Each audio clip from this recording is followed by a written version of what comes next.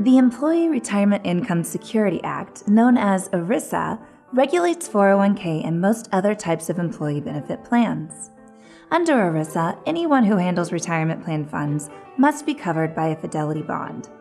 The bond protects the plan from losses that may result from fraudulent or dishonest acts. Here are a few quick things to know about what fidelity bonds do and do not cover, who needs protection, how coverage requirements work, and options to pay for it. It's important to understand that an ERISA fidelity bond is not the same thing as fiduciary liability insurance.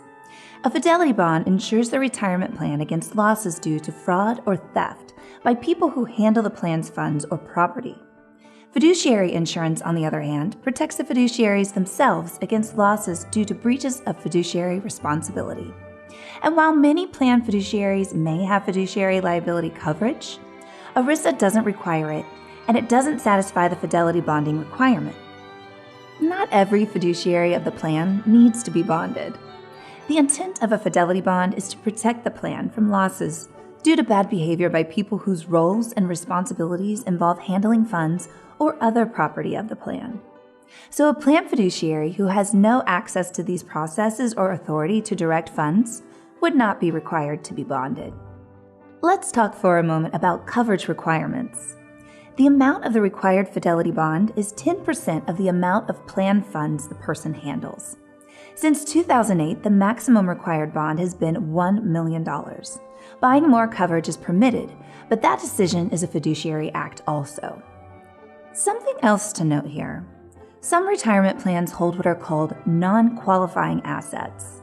These are investments that include limited partnerships, artwork, collectibles, mortgages, real estate, or the securities of closely held companies. If a plan has more than 5% of its balances in these non-qualifying assets, the company needs either a bond amount equal to 100% of these assets, or it needs to arrange for an annual full-scope CPA audit. And one more thing to share here. Since the named beneficiary of a fidelity bond is the plan, you are permitted to use plan assets to cover the cost. You also have the option of purchasing the bond as a business expense if you prefer. This topic doesn't get a lot of headlines, but it's important you're aware of these requirements and take steps to maintain proper coverage. Talk to us about the details of sourcing and maintaining an ERISA fidelity bond for your plan.